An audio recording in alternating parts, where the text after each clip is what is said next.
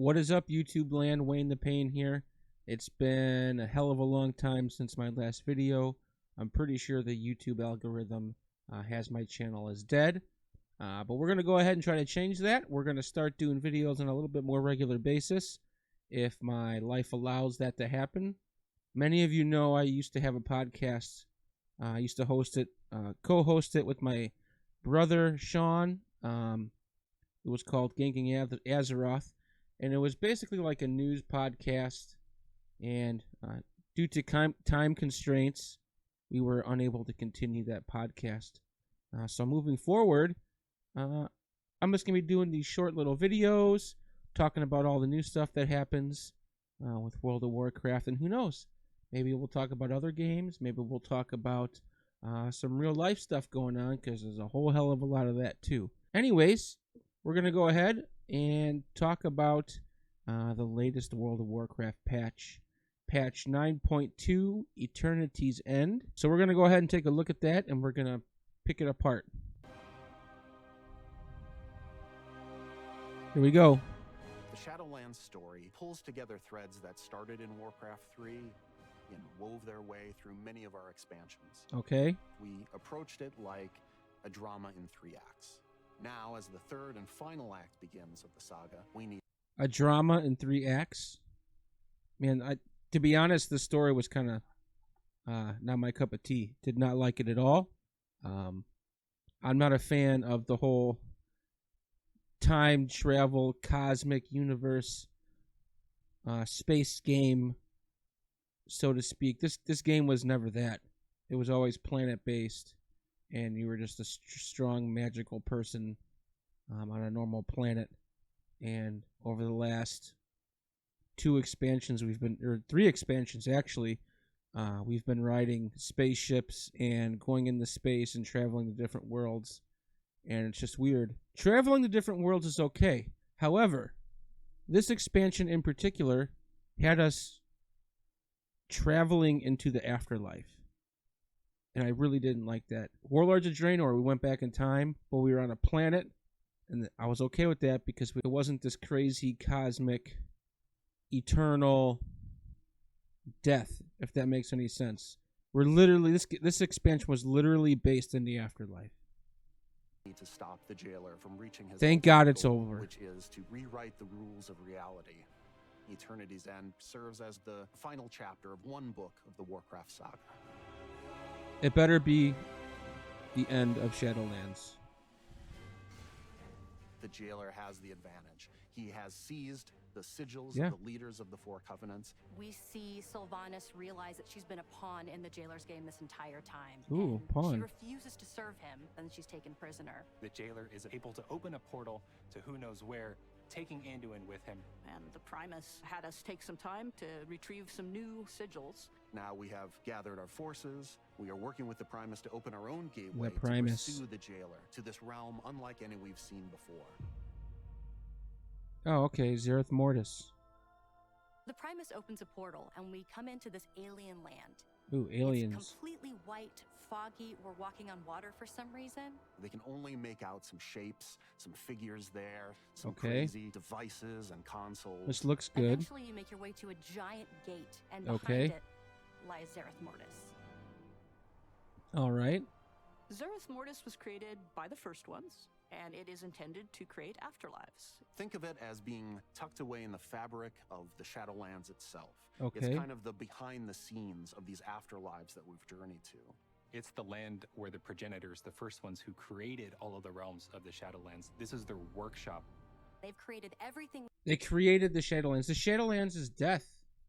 It's death. It's so weird. So now we're going into a realm, hidden realm within a hidden realm. It's stupid. We've experienced in Azeroth and Shadowlands, and even realms we haven't discovered yet. These first ones built the universe as far as we know, but their intentions or methods are completely unknown. But of course, the jailer's presence here is disrupting this process. And Good. we're working to push back against the jailer's forces and protect this place. I think the artists have done a fantastic job, and I know they did a lot of research. I do have to say, I am criticizing this pretty hard. But the artists for the World of Warcraft team are just unbelievable. And they looked at a lot They're of awesome. real-life examples of very strange places in the real world. As a team, we were really trying to make this place as alien as possible. So we really wanted to make everything feel completely unique and completely different. Our trees here are floating. We have stones that are floating. We even have the massive Forge of Afterlives that is floating in the center of the zone. The Forge And true of to its name, Afterlives. it's something that is Okay. kind of putting together a new afterlife to be sent out into the Shadowlands. This forges a new afterlife to be put out into the Shadowlands. See, this is just too, like, crazy cosmic-y for me. I cannot wait till... I hope the next expansion isn't this silly. We have this water all around you because water is really the catalyst for any kind of creation. It's actually unlike any other water that we've seen before. This is actually Oh, it's unlike any other water we've seen before. water that we can walk on. It Oh, we can walk on it? almost creates like a threshold between Sereth Mortis and some other kind of more primordial space right below it. Oh, you mean so, like, we've never seen, or we've never been able to walk on water before? I believe there's a spell called Water Walk. Just saying. Everything you see in Sereth Mortis has a purpose, an intention behind it. For us, it was really important to find ways to convey that intention in the environment itself. And one of the ways in which we did it was through this duality between a lush and a dry biome. What are all The these dry balls? biome, we see perhaps what the original look of the zone was when the progenitors were first establishing this workspace for themselves. And in the lush biome, we see the result of their experimentation with plant life and fauna and things like that. These are Biomes. all test beds for what we'll eventually see elsewhere. So biomes. So that means there's like, I don't even know. Oh, I'm just moving on. This is dumb. And the best thing is, homeostasis was maintained all night. From there, we started thinking about what kinds of creatures would be in this place that are fundamentally prototypes. There's terraforming here. There's creatures that are building afterlives. We tried to really stretch and Creatures think that what are might building be like. afterlives. Does that make any sense? My personal favorite includes Dude, the look at giant this. armored snake. Look at. It's just. It's not even like. I love the art team, but this is bad. This is bad. It's like they ran out of time. And we also have a progenitor chicken, which answers the question of what came first. Ha, she's trying to be funny. I These didn't think it first was funny. ones who crafted Zareth Mortis, what they left behind were the Automa, meant to take care of the place and make sure that it fulfilled its function to create afterlives. The Automa have several different classes, and you can see this in their silhouettes. We have the builders, we have the protectors, we have the casters, and each one of them have a specific role within the Shadowlands. And then Okay. you'll also discover the Jiro, which are a part of the Automa. They're a little more quirky, they have a little more personality, they are a little more sentient than the other Automa, Okay. so some of them even split off to pursue their own desires. Unfortunately, when we found our way in, Devourers also found their way in. They are ravenous. They're consuming this weird energy, and it's causing them to mutate and to fall apart. And the Automa, where they are Okay. confronted by them, some of them are fighting them off. And so it's going to take some time for them to understand that we're here trying to help them drive out this threat. Awesome. Fortunately, we've got some allies. There are some enlightened brokers here that we're going to be working with. But it's a broker that arrived here quite a long time ago and has had a change of heart from looking at the world as a very transactional place to seeing this place as What a are holy those? place, a sacred place.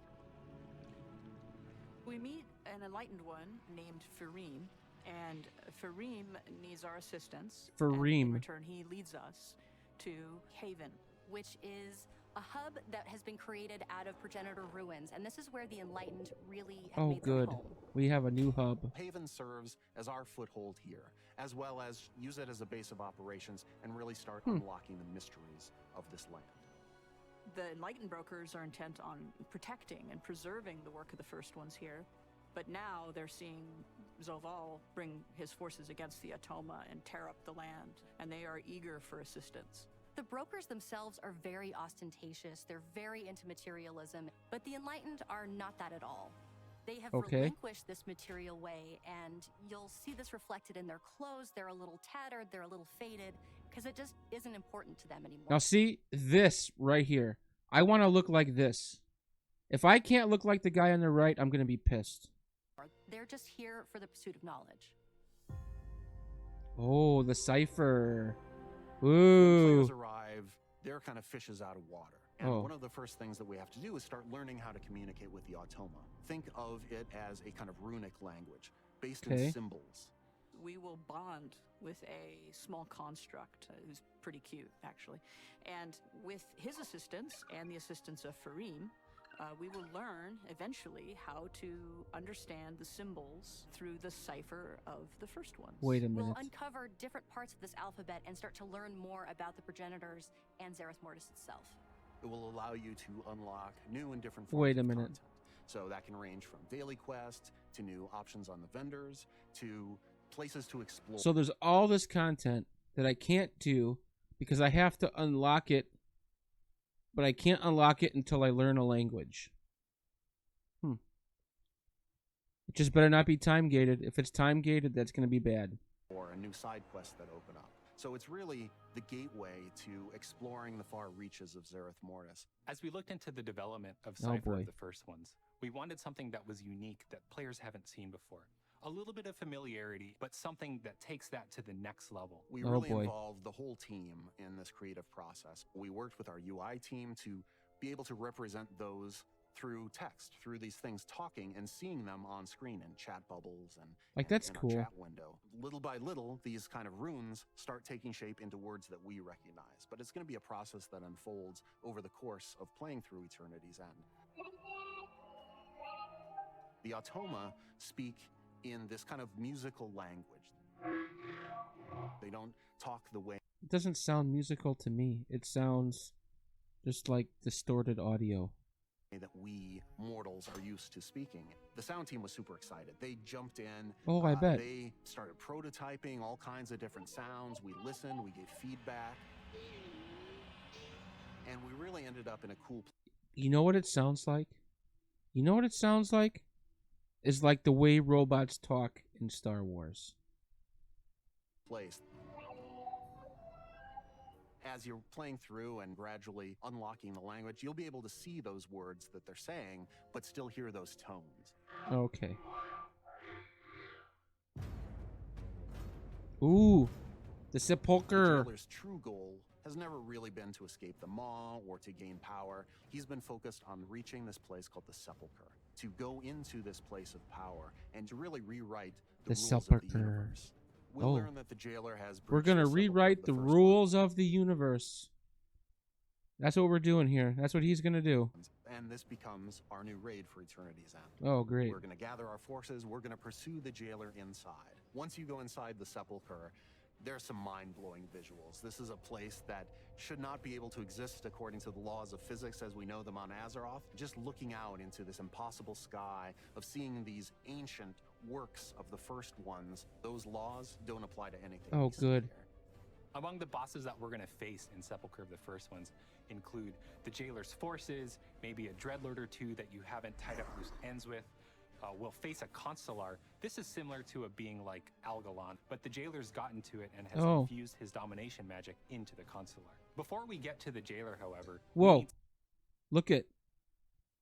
That's Sylvanas. That's Sylvanas. She has no armor or anything. Wow. Okay. to get to Anduin first. Our hope is that we can learn whatever Anduin knows about domination magic. We need to be able to resist it, or better I yet, hope we fight kill it. Anduin. I really don't like him. We know players have been waiting a long time for the return of tier sets, and as devs, we have too. It's a great Yes, blend tier of sets, progenitor finally. magic, Coming golds back. and metals, along with those class-defining silhouettes. Wolves for shamans, pointy things for rogues. It's going to look amazing. Our I class better. and combat team was super excited to bring class sets back. This is something that felt really Yes. right for the story. We're in the final act of the Class Shadowlands sets, saga. man. We're here It's about literally on the time. brink at Eternity's End. And what better place to fully unleash the power of these classes? And I think players will really enjoy the return of those class sets just as much as the team enjoyed making. Oh, good. We've only been asking for them to come back for like 3 expansions now.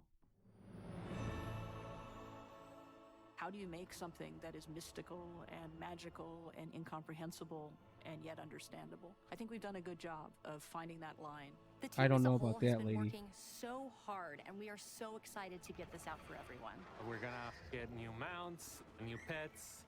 A bit horrifying for me, but exciting for some is the fact that, you know, some of the spider mounts can now fly. Who needs flying spiders? But that's also going to be a cool thing for people. We have updates to professions, Flying spiders, to control everyone. lines, to conduits.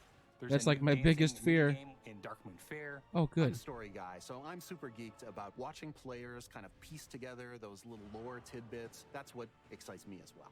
I'm really looking forward to Season 3 of Mythic Plus. Tazavesh is getting split into 2 dungeons. If you're a raider, if you chase Keystone Master, if you're an achievement collector, there's something for everyone to do in this. Shadowlands is like the final chapter of one book of the Warcraft saga, and our team is already hard at work on the next stories to come.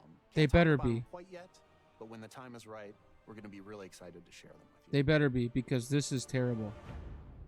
I'm sorry, guys. I'm sorry. I am not a fan of this patch. If you look at the patch itself, from a player's perspective, they're not adding anything. We're getting a new zone with some cool new shit to look at, more stuff to collect, more time-gated content. We're not even getting a new dungeon, according to this release here. We're only getting a raid. So, not a fan. I feel like Blizzard could have done better. I think at this point in time in our lives, blaming anything on the COVID-19 pandemic is just an easy out for a lot of businesses and developers and everything else. So with today's technology, working from home shouldn't be that big of a deal, in my opinion. And as much as I love this game, I've played it for, man, like 15 years. It's always going to be my favorite game. I just want to put that out there, even though I'm criticizing it pretty hard. Just the last 2 expansions have been pretty terrible, in my opinion, and this new patch isn't making anything any better. It's just more grindy, time-gated content for us to consume, and I think they're going to continue to lose players. I know my take on it was a little negative. I don't mean to shit on the developers.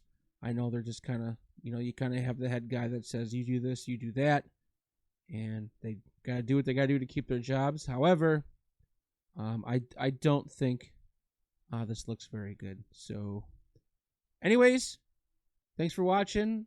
Stay tuned. I got more. Peace.